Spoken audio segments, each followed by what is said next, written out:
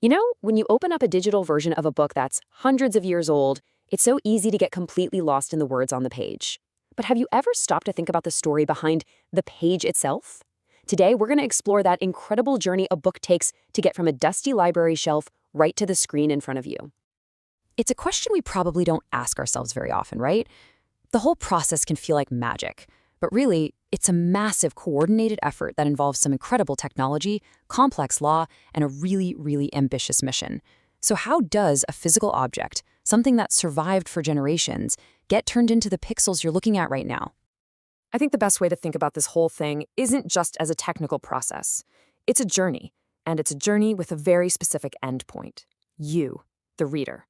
Every single one of these digital scans carries the echoes of that really long trip. So this whole journey really starts with a goal. A goal so big, it sounds almost impossible. To digitize all of the world's books. I mean, wow. A goal like that can only come from an equally huge mission statement. And at the very heart of this project is one of the most famous mission statements out there. It's a great reminder that this was never just about books. It was about information. For centuries, books were pretty much our main way of holding on to knowledge. But just organizing it, that's only half the battle. And this is the key part. Think about it. Information that's locked away on a shelf in one library in one city, that's the exact opposite of universally accessible. So to really live up to that mission, you have to get the books out of the building and onto the web, where basically anyone, anywhere, can get to them. Now, this wasn't some solo mission. It was actually this huge partnership with the very places that have been protecting these books for centuries, our libraries. It was an incredibly expensive, difficult thing to do, but everyone saw it as absolutely vital for preserving our shared knowledge for the future. Okay, so you've got the mission, you've got the library partnerships, but you still can't just start scanning every book on the shelf. That would be completely illegal. And this brings us to the crucial legal idea that makes this whole project possible in the first place, the public domain. So what does public domain actually mean? Well, to put it simply, it's when the legal copyright on a creative work runs out. The work isn't the exclusive property of an author or a publisher anymore. Now it belongs to everyone. It belongs to the public. The difference here is pretty stark, right? If a book is under copyright, how you can use it is restricted. If it's in the public domain, it's free for everybody. But take a close look at that last row.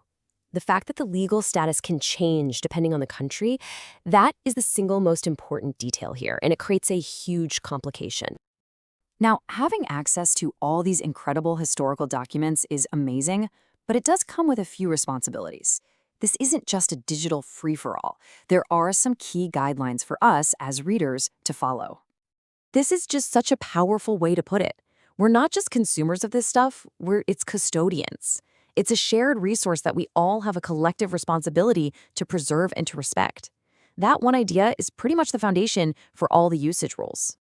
So the guidelines really break down into 4 main points. First, this is for your personal, non-commercial use. Second, no automated querying. That means don't send a bunch of bots to scrape the system. Third, you've got to maintain the watermark. It gives credit and helps other people trace where the digital copy came from.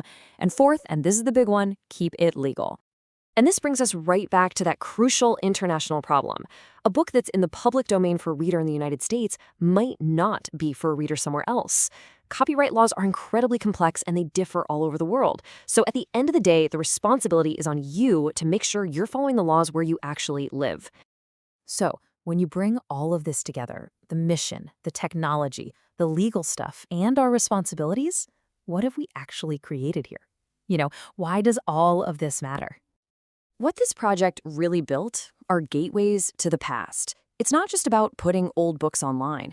It's about unlocking this absolute wealth of history, culture, and knowledge that, for centuries, was only available to a select few. In these scans, there's so much more than just text. They are snapshots of real physical things.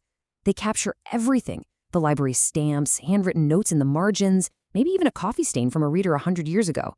Every single mark is a visible trace of the book's long journey, and it connects us to every single person who held it before we did. So the next time you open one of these files, just take a second to appreciate the incredible journey it took to get to you. This massive digital library, it isn't just a tool for research, it's a portal for exploration. And that leads to the final and most exciting question of all. With these gateways to the past now wide open, what forgotten story will you discover next?